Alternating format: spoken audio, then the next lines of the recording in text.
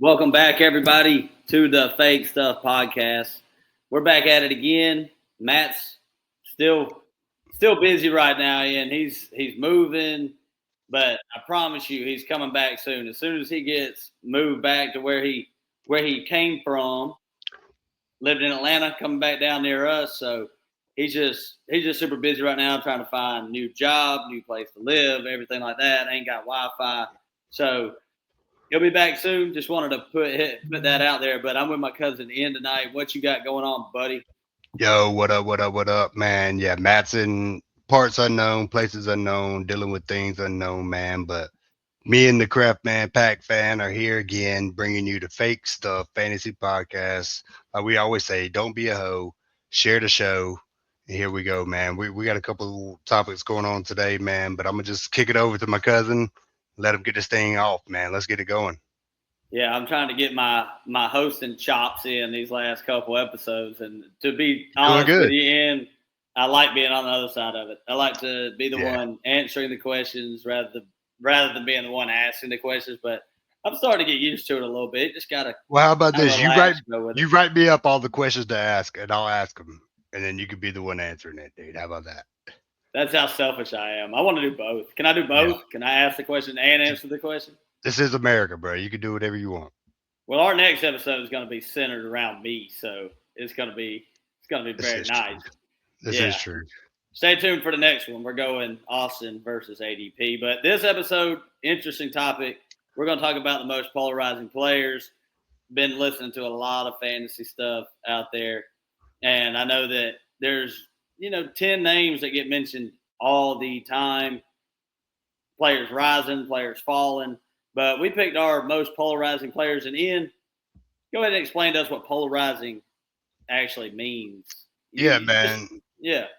Yeah. So, actually, the definition of uh, polarizing means causing a sharp split into two very different groups, or forcing light waves to move in one clear direction. So, we're really focusing on the first part, whereas player in this instance that really has two totally different mind states, man. It can really take you on either end of the spectrum. And we're going to try to describe, and give you some reasons why we feel they're polarizing, reasons why they're people that hate them, people that love them, because it's really hard to tell, especially with some of these rookies, man. There's a lot of that going on. And so, we're going to touch on a few of them and, you know, give us our give you our opinions and hopefully have a little back and forth. We kind of got the same views on a lot of these guys, but at the same time there's a few things that we might disagree on, man. So that's what makes this thing great. And yeah, we just love doing this. So without further ado, Our who you first got? player. Our first player, Luther Burden, Chicago Bears wide receiver. He's going as the 24th or 23rd wide receiver in ADP right now, around guys like Terry McLaurin, Devontae Adams, Garrett Wilson, players of that in that spectrum. But Ian, we're Packers fans, but I would like to say that this year, out of all years, I'm the least biased against the Bears than I've ever been, because they beat us 3 times last year. I give them all the respect. Yeah. I still hate them, but I'm not going to let my biases judge my fantasy outcomes of these players and where I'm going to draft them at. But what do you think about the price right there? First of all, he's going around the early 5th round, late 4th round. A lot of different mouths to feed in that offense. Just kind of tell me where your head's at with Burden. And that's a good question, dude, because I thought a lot about Burden. Mostly the thoughts were stay away from him. One, because he's a Chicago Bear. But I guess the main thing, like you said, is a lot of mouths to feed. It is a very polarizing offense. Last year it just exploded, man. And Ben Johnson is a great coach. I think he's going to be a really great coach in the league for years to come. And Luther Burton's one of those. I think it's the second year talents that this year could be the year. Where he really blows up. Caleb Williams is a great quarterback. He's only going to get better.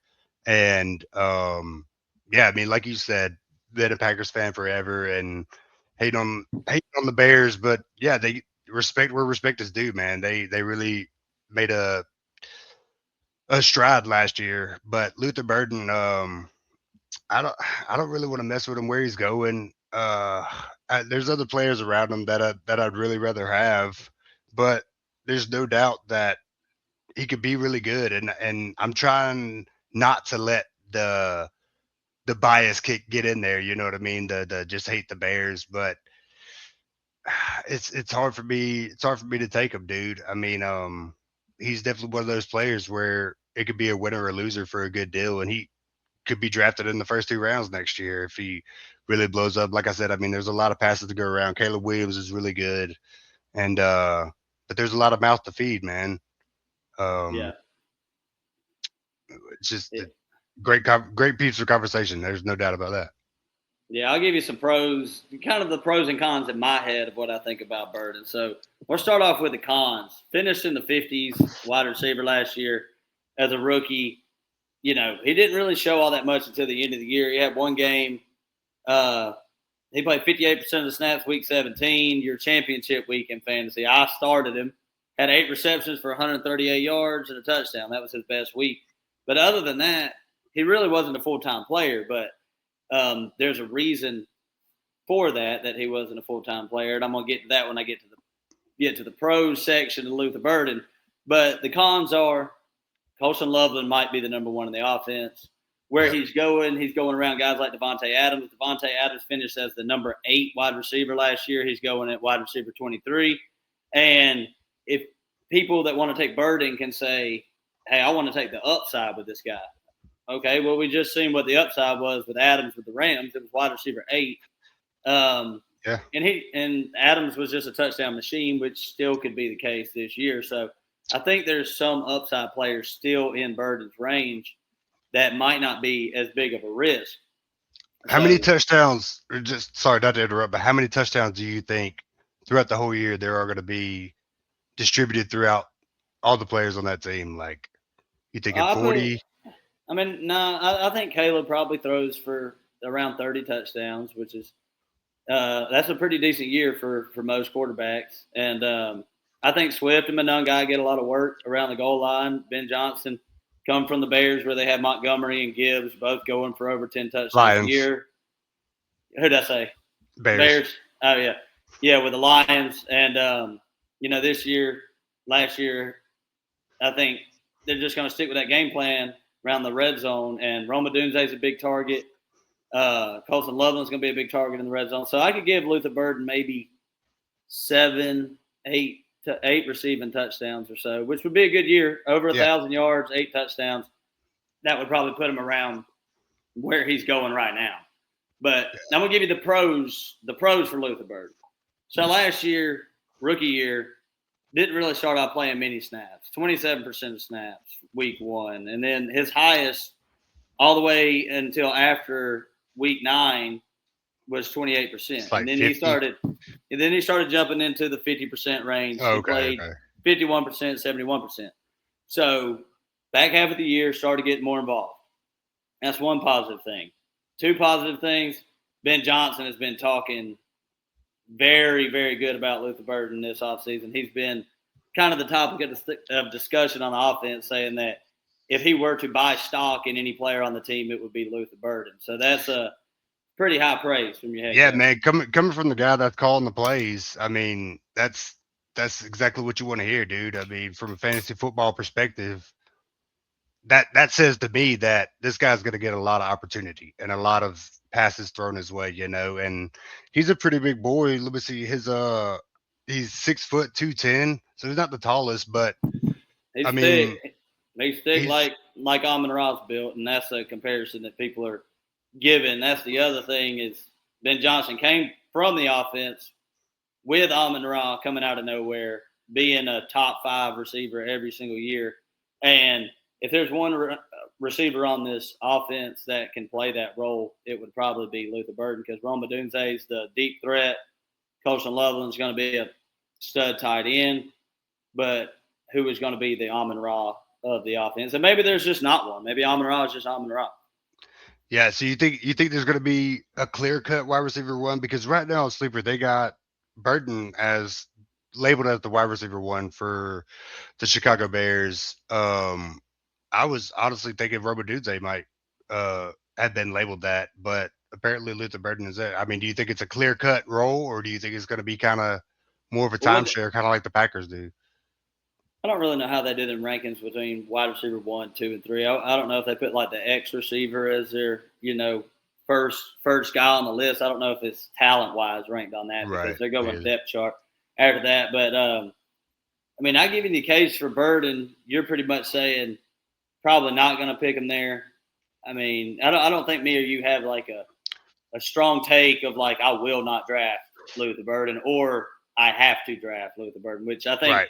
I think that in the fantasy community there's a lot of players or a lot of managers going to be on one side or the other. Yeah. Yeah. So he's definitely somebody to look at, man, and he could win you your league, but he's kind of in a spot where if you do take a shot on him, it ain't really going to kill you. Yeah, it could.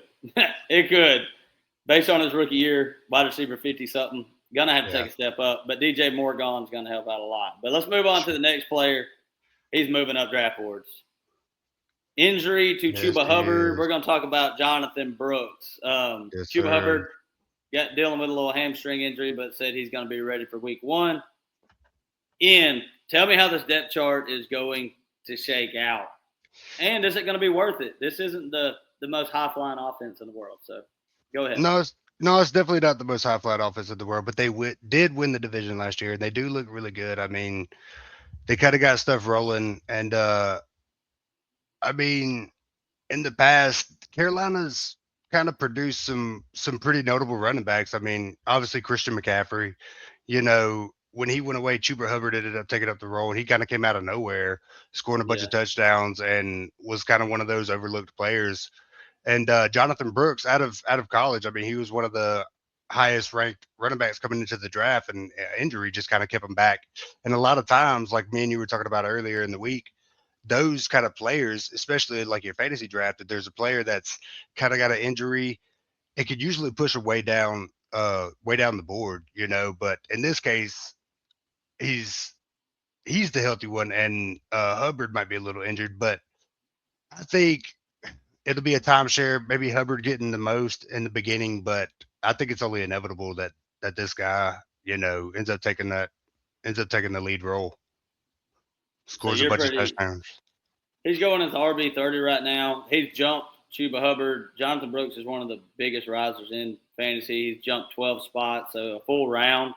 He was going in the back of the 8th. Now he's going in the back of the 7th. He's going one spot ahead of Chuba. Chuba's RB31. So I guess what I'd say is if he takes over the lead role, obviously he's going to be a steal of a pick. But I kind of think that it's just going to be 50-50 on an average offense. So I feel like he's ranked appropriately where he's going right here. And I don't really have the conviction to say like a dude coming off of 2 ACL injuries is going to take over the entire workload. Like, I know a lot of people are excited about him, but I mean, there's people that I hear that he's playing in the first preseason game, and they're already talking like he should be good if he makes it through this one. Like if he makes it through the first preseason game, and I'm like, are you really worried about his 5 carries in the first preseason game? But you're happy to draft him when draft season comes. Like you're really gonna be happy to make that pick. So it's like I think it's going to be 50-50 split, bad offense. And even with that split, he could probably finish around where he's going. That's my most likely scenario. I don't really look at him as like the Javonte Williams of last year where it was a backfield that you didn't know what was going to shake out. And then obviously Javonte Williams just ended up being the full-blown nobody else. He's the guy and finishes in the top, 12. Yeah. Yeah, I mean that's polarizing if I ever heard it, dude, because we both have very different views. And I mean, he could end up being, the Cam Scatterbo of this year, or Yeah. he could be the so running back that come in that Jaden Blue. Last year around this time, I was like, Jaden Blue's about to take that job, and then I was No. completely wrong. I was completely wrong on that. I mean, this is a little bit different. Jonathan Burst was taken a little higher, but yeah, dude, he's definitely one of those guys you got to look out for. And I actually ended up taking him in draft we did earlier over a lot of players like J.K. Dobbins and Lake Corum and a lot of these committee backs. It's really hard to know which one I want, and I kind of ended up putting myself in a predicament in that draft by the way I drafted it to really need a running back at that time. And I just felt like it was the best shot for the most upside right there, Yeah. because you don't really got you got nothing on them. You don't really have anything to go off of. So um, it's a questionable pick, but it's definitely notable. Yeah. And we seen what Rico Dowdle did with the Panthers last year. He ended up being a great fantasy pick. He took the job from Chuba. Chuba's already lost it once. He could lose it again. So, I mean, you got where you stand. You're a little bit higher. You might want to take the risk where I'm just like, I'll draft him about where he's going, and I kind of look at him as just another one of these committee backs that's going around a whole bunch of other committee backs. And I'm not expecting that much out of him. I'll just say that. Like, if I draft him, maybe he makes my flex spot some weeks out of the year. That's what I Right, would be hoping. But right. let's move on to your guy. Let's do it, man. Your guy, Jadarian Price, number 32 pick in NFL draft, just the very last pick in the first round, snuck in there.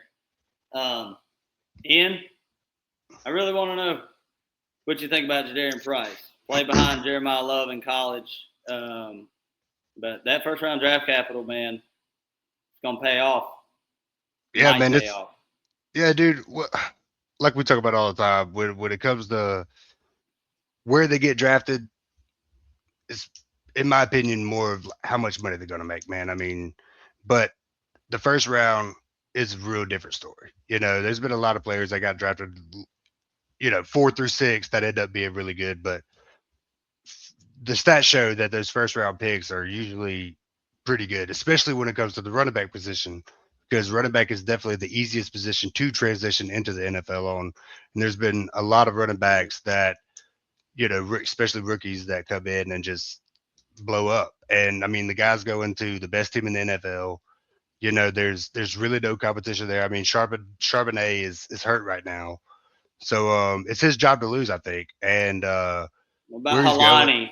They did. I don't know. I want to know your take on this. They did name George Halani as the number one running back on the depth chart, but veteran treatment at this time of year is pretty common. So I don't. Is that veteran treatment, or is that? Do you for take sure. any stock into that at all?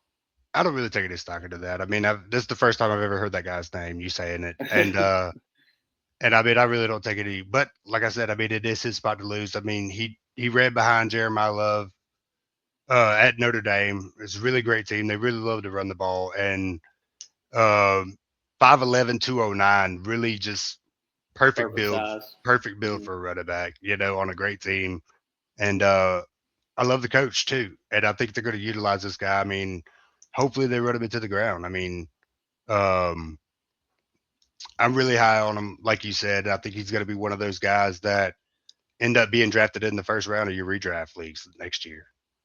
Wow. I mean, Charbonnet is going to come back at some point this year.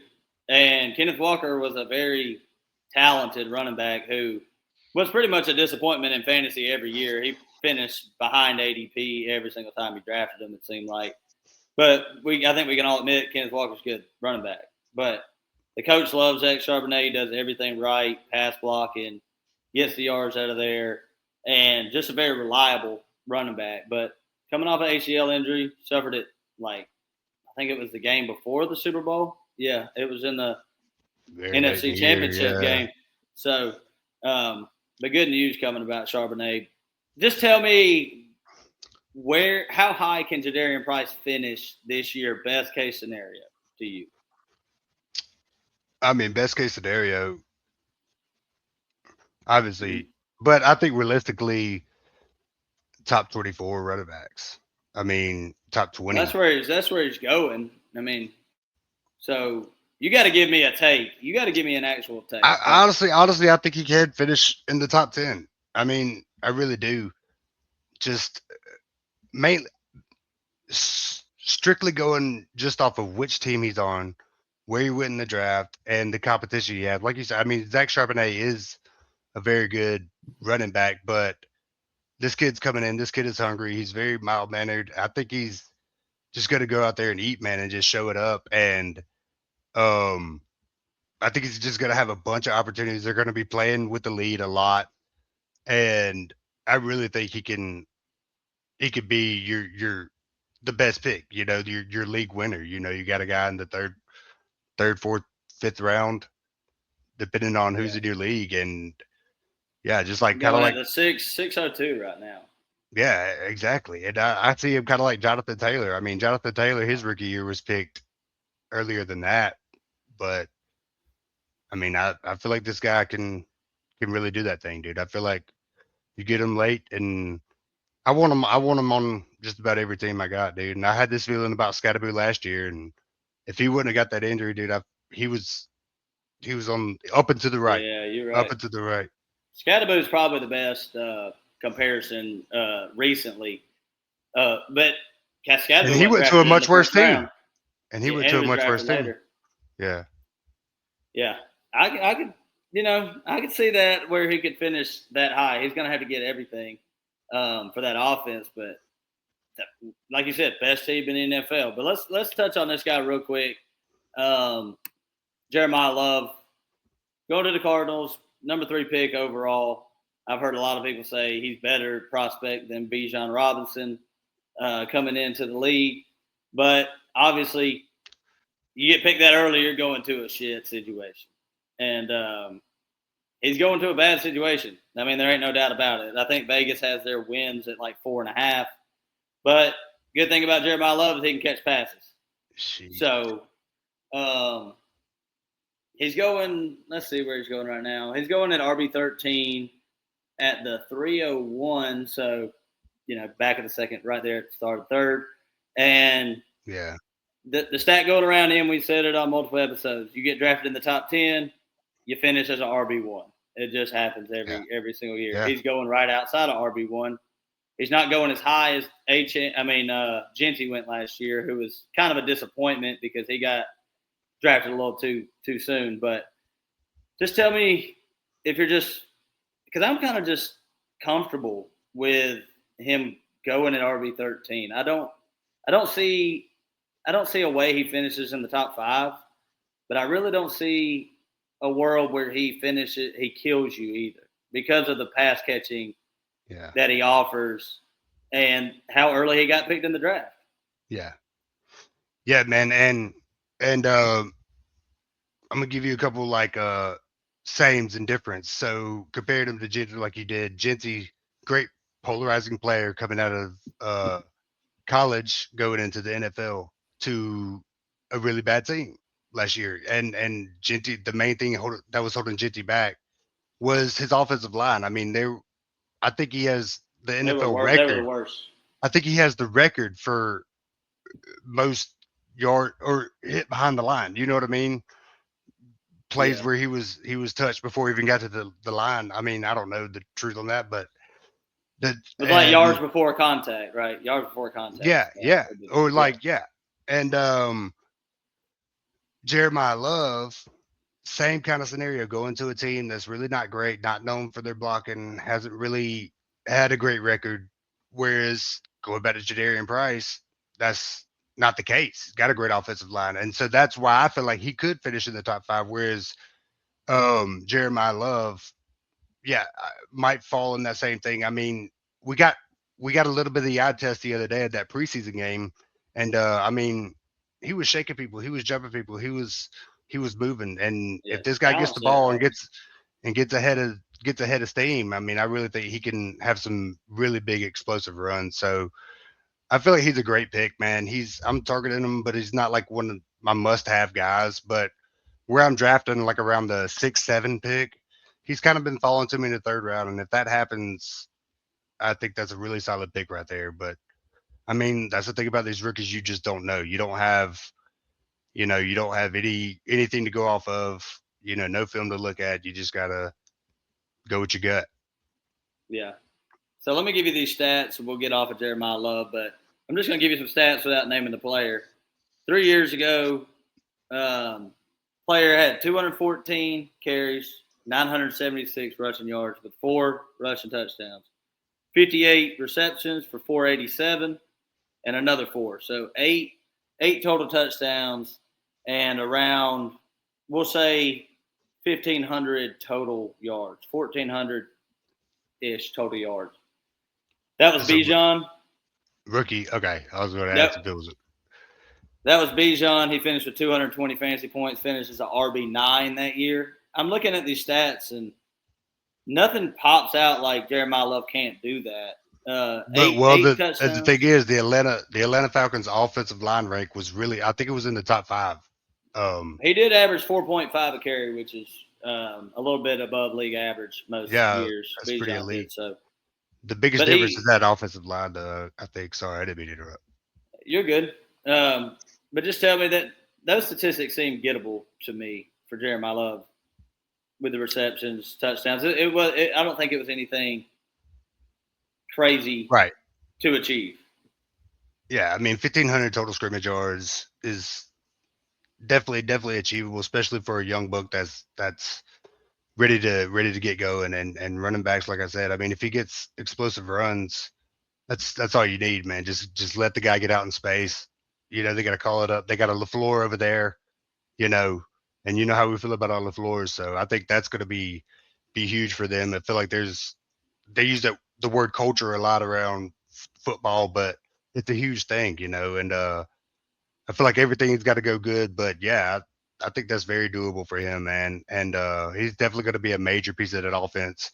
And then that's also going to open up stuff for other people, you know, your receivers and shit, because they're going to have to be blocking that box. Going doing play action stuff is really going to be achievable for them. I mean, they've had good running backs in the past, James Conner and stuff, and you could see what that offense can produce. So, Yeah, um, yeah, the yeah, upside's high, but it could in a Genty year. It could be a Genty year, but you're not picking them where Genty was picked.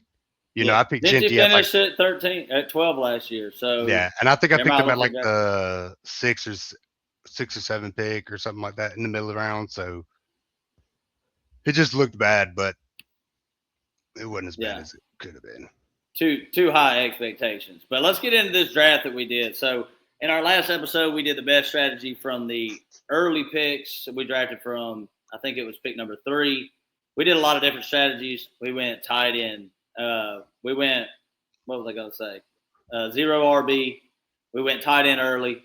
We went heavy running back. But in this middle round, I don't think that you necessarily have to take such a brash strategy of like I'm gonna go zero RB because I just don't think it's a good strategy right here, to be honest. Yeah, and I think segue or going off of what you said, I think the main reason that is the case is because in those middle rounds, you get to see the ebbs and flows of the draft better. You got to Yeah, see how it's going and flow to what you need. And the mock draft we did is going to be evidence of that. And it was just kind of, yeah, the way the draft was going, we both kind of, switched it up and took players we might not would have. But yeah, dude, yeah, let's get into this thing, dude. yeah. So I drafted at the 6. You drafted at the 8 spot. Your Yeah, name's not great. up there, but you are team number 8. We took a little different strategies here, but I do want to say one thing, like you said, to go off the ebbs and flows. When you are at the turns at the 12, 11, 1, 2, you got to set the precedent for the draft. You got to draft the players that you really want because they're not going to make it back. But like Right. you said here, you can play a little bit more value. You can just kind of sit back and wait for value to come to you because you don't have to wait quite as long for your pick to come. Not saying you can predict exactly who's going to come back to you, but if you have your tier based rankings like we do, you can kind of see as the draft goes along that okay, one of my receivers or running backs in this tier should make it back, and this is what I'm going to be looking at next Right. round. Can't really do Yeah. that at the turn. But Yeah. starting off with this draft, it went kind of like it always does with the first 4 picks: Chase, Gibbs, Bijan, Puka, and McCaffrey. So I come Hmm. in here at the 6, and you're looking at, if you want to start receiver early, you can go JSN here. You can go Jonathan Taylor, James Cook, whichever one you prefer. I know a lot of people are kind of like Cook more, Jonathan Taylor more. I mean, I'm kind of fine with either. Yeah. But I started off with Jonathan Taylor, and in 2 picks, you went the other direction, which I'm glad you did. You started off with JSN. So just tell me about that pick in the first round. Do you think that's really what you would do, or would you kind of take a chance on the next best running back, which I don't really know your rankings. I mean, it could be Chase Brown, could be Saquon, Derrick Henry, somebody like that right there. Yeah, dude. I mean, it's a great question, and this is a great draft for me to answer that question because usually I am very keen on getting your running back in the first round. You know, um, and in the past I probably would have maybe kind of reached for like a Henry or something like that, but I I really think it's the best value pick right here. I mean, because the next best running back, I mean, I got Jitty, Barkley, HN, and JSN finished the wide receiver 1, I think, last year. So He was number 2. number 2, the Yeah, top number 2. 3. And Yeah. to me that's great value at the 8 pick. I mean, you wait for the best person to fall. That's kind of the strategy in Mm-hmm. these middle rounds. You just there's going to be somebody that should have been picked and is going to fall to you, and it just that pick can really determine how the rest of your draft goes. And for me, like as I was making that pick, I was sitting there thinking, okay, I'm gonna take JSN right here and go the kind of hero receiver strategy, and just Mm-hmm. load up on running backs in the next few rounds because The contrary next to round is great yeah, and contrary for running to backs. past years, running backs really fell off after the first 3 rounds. A lot of times, I mean, you were into committees and stuff, so there's a little bit more for fish out there for catching. But we won't wait too long on that. But yeah, coming back in the second round, I mean, you can see all the guys went, and Running back heavy. yeah, and Henry could have been in any of those guys. I mean, depending on your league, I feel like Kenneth Walker probably wouldn't have went there. Maybe that'd be a Henry spot, but either way, if Or Henry's there in maybe this, HN. Might yeah, not, but if Henry's there in the second round, I mean, you got to take him. I'm definitely going to take him, no matter what pick it is. I mean, he's there in the second round. That's your guy to go with. But I mean, Chase Brown, I'm not so big on Kenneth Walker. Um, he is great, and that he's on a great team that's going to score a lot of touchdowns.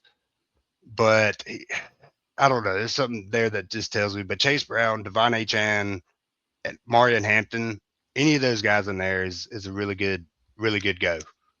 yeah. And if you look at, we play in a half PPR league. Probably should have let off with that. So, Oh, yeah. yeah, this is a 12-team half 2 PPR flex. draft.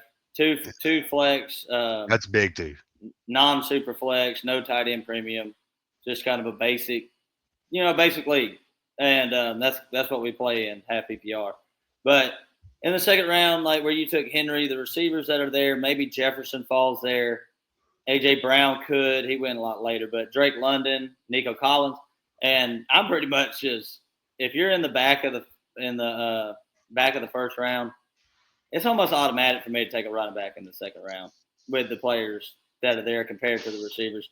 I mean, Drake London, Yeah. who the hell knows? Like, is Yep. Tua going to be the quarterback? Is Penix going to be the quarterback? Is Tua going to throw the ball to Drake London like Penix does? Like, I'm avoiding Drake London at all costs at this range right here. And you could just skip that decision all the way around and draft any of these running backs that are in that tier. So Yeah. I agree with what you did. And that's why I took Hampton right there ahead of Nico Collins. Josh Allen went after that. Not sure if that would happen, but, Not a Kyron, bad I pick. just felt like that was the end of a tier because after Hampton, you get into that Kyron, Jeremiah Love, Yeah. Josh Jacobs kind of situation there. So like to take Hampton there. So I started off Taylor Hampton. You started off with JSN Henry. Um, And then back in the third round, you had two tight ends picked in the early or the late second, and then receivers started coming off the board, and you got back to us in the third round. Jeremiah Love went, Brees Hall went, and I took Javonte Williams, who I actually really like this year, Yeah, playing for a maybe top five offense in the league. Should have always, a lot of always. Yeah. touchdown opportunity. And after I take that pick, I'm like, I know there's going to be receivers on the board. So what do you think? What do you think there? I did take him over Rasheed Rice, which I'm sure a lot of people would not agree with at all. Yeah, and that's definitely the thing I was thinking about, and the most controversial part about that pick, taking him over Rasheed Rice, and even Malik Neighbors right there is a really good pick Yeah, too. yeah, But um, having three running backs that you could completely rely on is uh, you just get that peace of mind, that safety in there, because we all play this thing every year, and we all know that injuries come and they're always there. And so if Jonathan Taylor goes down, I mean, that's not as devastating as if this team seven that's got Cook, Drake London, if James Cook goes down, this guy's screwed. You know what I yeah. mean? He had James Cook, London, Rice, Higgins, McLaurin. Yeah, That was his. He had one running back in the first. What yeah, is that? Like 6 rounds. yeah, dude. And having depth at running back is never a bad thing, dude. But yeah, like you said, I mean, you just have to be willing to be okay with the receivers you get. But and I've always said this, way more value in your wide receiver twos than your RB twos. Those wide receiver twos can really make it make a jump. There's a lot of them that have wide receiver one upside. But Yeah. yeah, moving off of that, I mean, I went Scatterbo right after that, and like I was saying earlier, JSN taking him in the first round, I really wanted to go running back heavy, and this guy was killing it last Over year neighbors. over Neighbors, yeah, and over Josh Jacobs, Bucky Irvin. I love Jacobs and Scatterbo. Like, man, also we are talking earlier, he kind of breaks one of my rules where I really don't like taking players that had lower body injuries the year before. I usually kind of stay off them for a year, but this guy's a freak, man, and I think he's just going to be completely okay. And even if he's not, he's going to be able to deal with it. And I just really love the upside from this kid. I mean, he was on pace for an amazing season last year. Um, so yeah, I had to take a chance on Scattaboo there. Henry Scattaboo JSN. I mean, I think that's a super solid squad coming out of round three. Yeah, I like our team starting off here, and like you said, that team seven they started off like hero, really hero RB. Their Yeah. next running back down there was Rashad White. Which more than likely that's not going to happen in anybody's draft. I mean, it Um, could. It's you'd it's a be possibility, surprised. but it's a possibility. But yeah, that's He a got a lot of good receivers though. London, Rasheed Rice, and T. Higgins. I mean that team could really have some high upside yeah. there. But And if my let's go Henry goes ahead. down, if Henry goes down before you move, if Henry goes down, I'd be more than willing to trade, one of these running backs for a T Higgins or a McLaurin or something like that. So that's another strategy you could take into the draft. Yeah, I know you like to trade them running backs. You draft a lot of them, and then you wait for somebody's running back to go down, and then trade them. But here's your Come talk here's to your me. fourth round pick. So after that, after Scattaboo, you had your Ibuka, Ted McMillan, Flowers, Lamar, Devontae Smith, Travis Etienne. Then it came back to you, and you went tight end. What tight end did you pick right here, and why? So I took the 2026 tight end one. Um, and it's not something that I've really done in any of these mock drafts, but so when it came to that spot, I felt really good you about my gotta you first. gotta name the player. Oh, sorry, Colston Lovely, Colston Lovely for the Chicago Bears. Um, this guy's going into his second year, and Yeah. last year Uh, he really showed out. And the main reason I took him right there though is because, like I said, I think he's going to finish. He could finish. He's definitely going to finish top three. This all these things are barring injury. Injuries is one thing, but plays a full season. He's very good chance finishing tight end one. And the receivers that were going around him, I just felt like there was more value in Loveland. I mean, T. Higgins would have been mainly, and Lad McConkey were the two that I was really debating on, and I think both of those guys are really going to have a great year. But like I said, I had a really good receiver early on, and I know there's guys in the back of the draft that can really give you wide receiver one upside. Whereas when it comes to tight ends, you either take one really early or really late. And so, I mean, I think every week except for two, I'm gonna have possibly two. I'm gonna have the leg up on the tight end position. So, I mean, I think he's a great pick right there.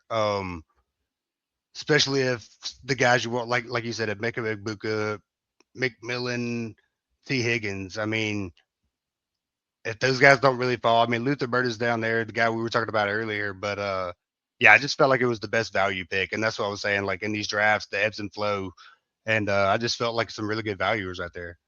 Yeah. Well, I'm gonna hate on your pick because I can see that you're ultra high on Loveland, saying that he is going to finish in the top three, maybe even one. It could definitely happen, but I see Tyler Warren going a whole 14 picks after that. I see Tucker Kraft, who I took 2 rounds later, who I can see having just as much upside as Loveland. But that's my opinion on that. I probably would have took T. Higgins right there. But you can hate on my pick because I'm coming next, and he's an easy one to hate on. As my Yeah, wide receiver one, Garrett Wilson. set yourself Um, up. I I like Lad McConkey more, but I have Hampton. Couldn't take McConkey there. And Waddle, I I see the upside in Waddle, but it's still Jalen Waddle, Right. and the man has been injured on and off for years and years, and I feel like he's been overdrafted for years and years, hoping for the upside. So Garrett Wilson, I just assume that it's the Jets. It's going to be bad, but at the beginning of last year, through like the first 4 or 5 weeks, this isn't an exact stat, but he was a top 10 wide receiver until he got injured, and then all the wheels flew off for Garrett Wilson. So I think as a Yeah. potential wide receiver Yeah. one, he could definitely be there. This will be the first time I ever talk anything positive about Wilson. But you can go ahead and hate on the pick all you want. Yeah, dude. I mean, I hate that pick, dude. Not because he's a shitty player. It's on a shitty offense. It's on a shitty team. I mean, they could blow all of our minds and end up making it to the playoffs and make a good run this year, but more than likely it's not going to happen. And one of my main things is really trying to stay away from teams I feel like aren't super successful, aren't going to be, you know, scoring a bunch of touchdowns. But if I do go against that, I want the player on that team that's going to be getting all the yards.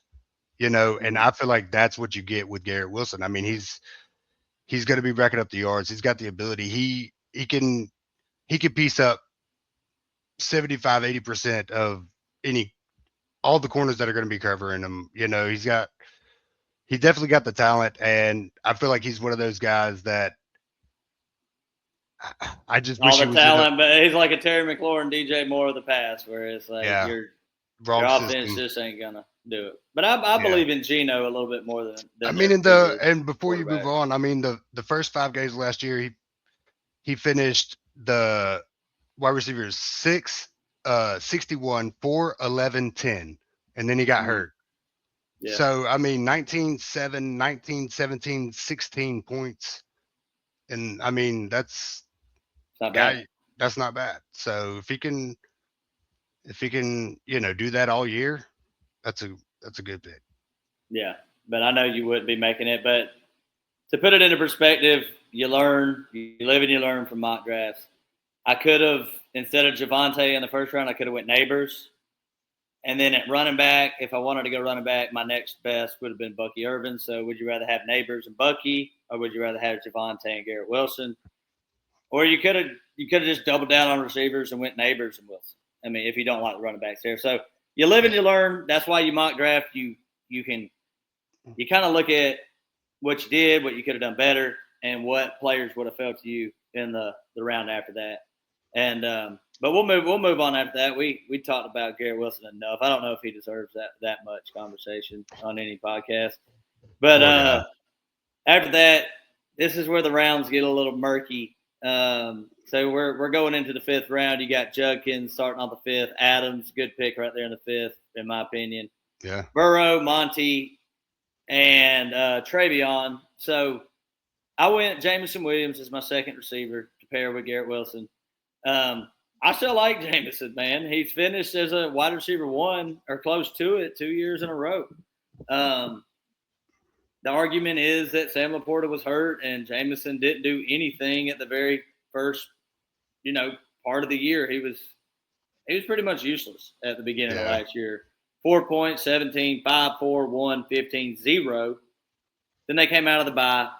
Dan Campbell started calling plays, and Laporta got hurt. So it could be one or the other. Either it's Dan Campbell really loves Jameson, which that's why I like Jameson this year. Is I side on the fact that the offensive coordinator for the Lions didn't know how to use him last year, wasn't using him correctly. Dan Campbell said, "I'm done with this crap."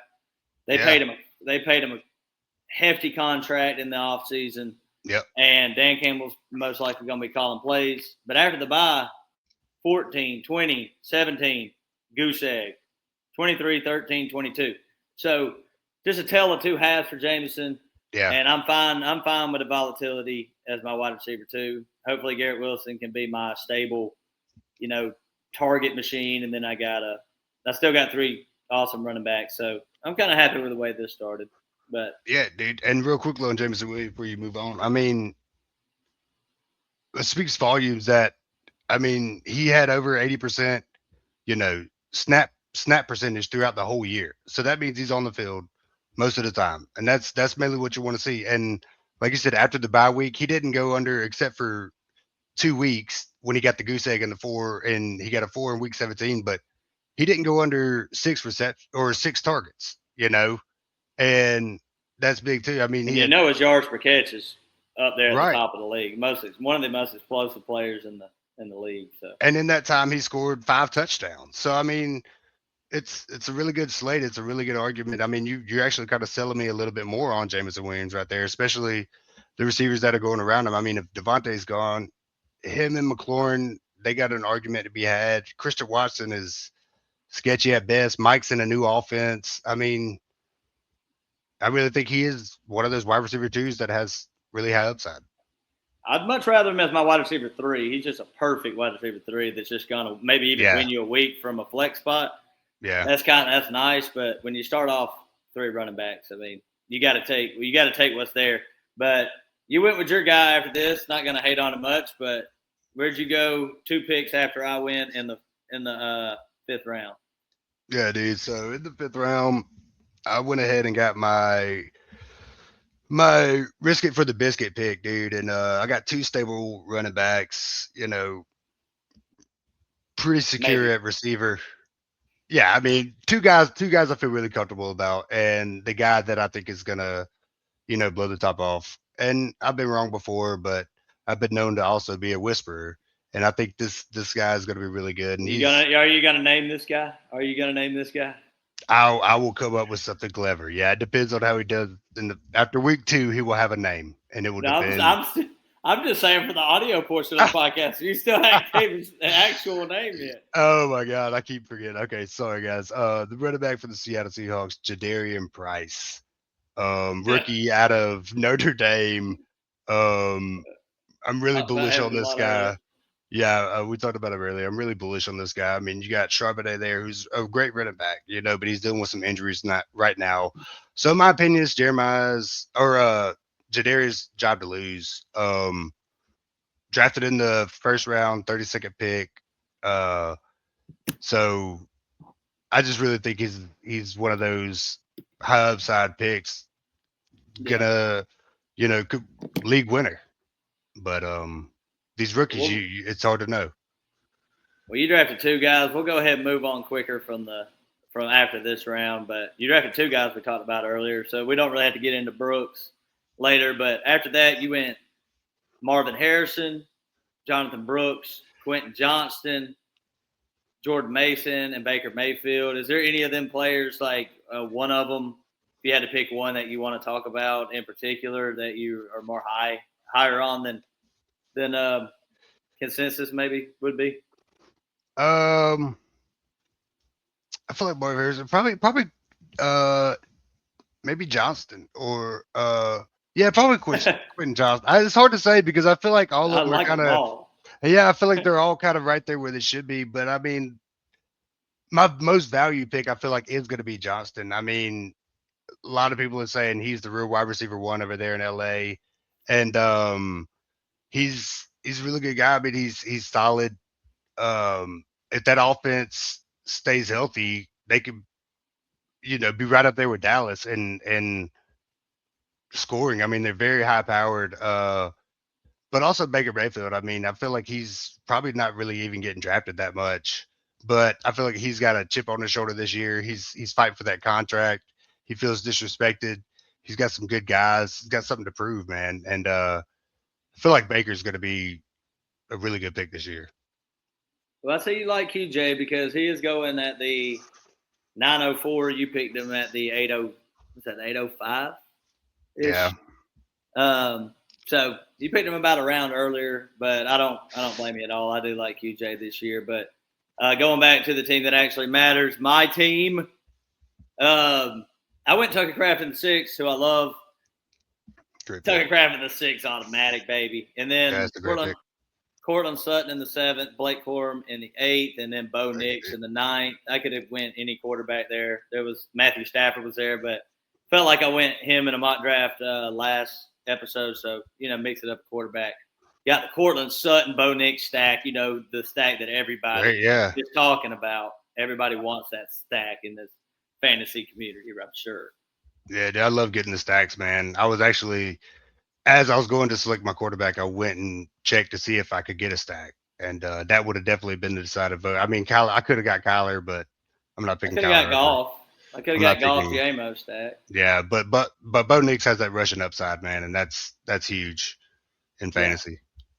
So before we get off in, two things. We're going to name our teams front to back, starting at quarterback, doing our onesies first, quarterback, tight end, then our running backs, receivers. But just tell me what your overall thoughts of we did the early pick at the 3 spot. We did the mid round picks. Which position do you like better drafting from? Yeah. Yeah, Give I me your mean, opinion on that. yeah, I think I definitely prefer the mid late round better, dude, because it's you could really, like I said, get the value, especially in the first round. Coming back, find the guy that really kind of got missed or got dropped or for whatever reason. I like it. You can kind of plan around it. You definitely have to be more fluid. Like we were saying earlier, it's hard to really just have a complete strategy. But once you get your first couple guys, then you can start, working on that. You're Yeah. like, okay, I got a receiver here. I can get some running backs, and I like this. I like drafting here a little bit better than earlier on for sure.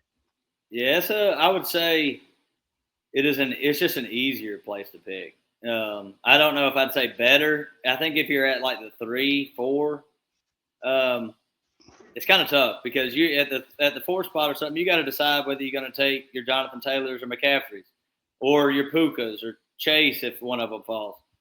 That just makes it tough. And then when it comes back in the second round, it's just more difficult. You might have to do some crazy crap, but when you're picking in the Yeah. middle, let the draft come to you, Yep. and you'll probably end up being okay. But Ian, go ahead and give us your team starting at quarterback there. What your roster's going to look like? All right, man. So I took Baker Mayfield in the 10th round, quarterback. Colston Loveland's going to be my tight end. I feel really good about that. Derrick Henry, Scatterboo round out my starting running backs. Flex plays Jadarian Price, Marvin Harris is going to be my second receiver. Jordan Brooks or QJ for the flex spot, and then Jordan Mason, I think it's a really good pick in the later round. Sit on your bench, Aaron Jones is older. They're getting picked around the same place, so I think Jordan Mason's is a really good bitch stash. Yeah, I like that pick, and you had JSN as your number one. So, Right, yeah, um, JSN leading them off. and that was from the 8 spot. I really do like that draft. pretty RB heavy. Maybe if you would have just skipped on Colson Loveland there, I would give you an A plus. But I would give you a B for that. Just average. And my team, quarterback Bo Nix, tight end Tucker Kraft. My three running backs are going to be Jonathan Taylor, Amarian Hampton, Javonte Williams. And I got Blake Corum as my fourth running back, going to be sitting on my bench, handcuff / maybe a flex play. And my receivers, Garrett Wilson, Jamison Williams, and Cortland Sutton. I'd be happy with this team. I could probably mix it up. What grade do you give that team? And man, I'd probably say like a C plus since you're giving Okay. me a B. Yeah. I like it. I like it. I mean, the What would thing you with have done different?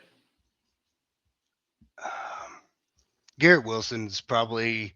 I might would have taken Rashee Rice there, but then running backs Well, he coming was back. he was a whole round ahead of that. Or no. I'm saying instead of Javonte, but Okay, yeah. running backs coming back. I mean, they're really. You weren't looking very good, so that was probably a great pick. I mean, Garrett Wilson, he's got an argument for being really good. Like we said, the back half of the year, he scored really well. I mean, Tucker Kraft is a great pick. Bo Nix, Cortland Sutton. I think Cortland Sutton's true wide receiver one. I really like to have four running backs I could trade. But I mean, Blake Corum, Javonte, or Jonathan Brooks. I feel like they're comparable. You know, Jonathan Brooks has a better chance to win the starting role, but if Kyron Williams goes down, Blake Corum is really one of those handcuff running backs that can actually produce like a RB1, whereas a lot of these handcuffs don't have the Gotcha. firepower that their predecessors have. So Yeah. I mean, I like your draft. All right, I appreciate. Psych, that shit sucks.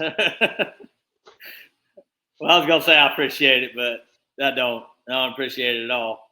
I would say I do a couple things different, like maybe neighbors over Javonte there, and probably I've just started off with two running backs, two receivers, maybe Taylor, Hampton, Neighbors, and then Garrett Wilson. Probably. I don't feel bad about the Wilson pick. I don't know if I like him as my one. Neighbors is obviously has the potential to be like top 5 if everything works out, and to get him in the middle of the third, probably a steal. Might have made a mistake there, but I guess we'll call it, man. That was a good episode. Most polarizing. Yeah, that's some southern shit right there. Polarizing. And keeps your glasses from fogging up or something. Oh man, did so good until the very something end. to do with the sunshine. I mean, I don't know. Let's get out of here though, bro. This is the Fake Stuff Fantasy Podcast, and we're producing live from a computer near you, man. And it's always a pleasure for me to come on here. I appreciate it, dude. And we could talk for hours about this stuff, like we do on a daily basis. But yeah, dude, it's always a pleasure. I appreciate it. Don't be a hoe. Share the show.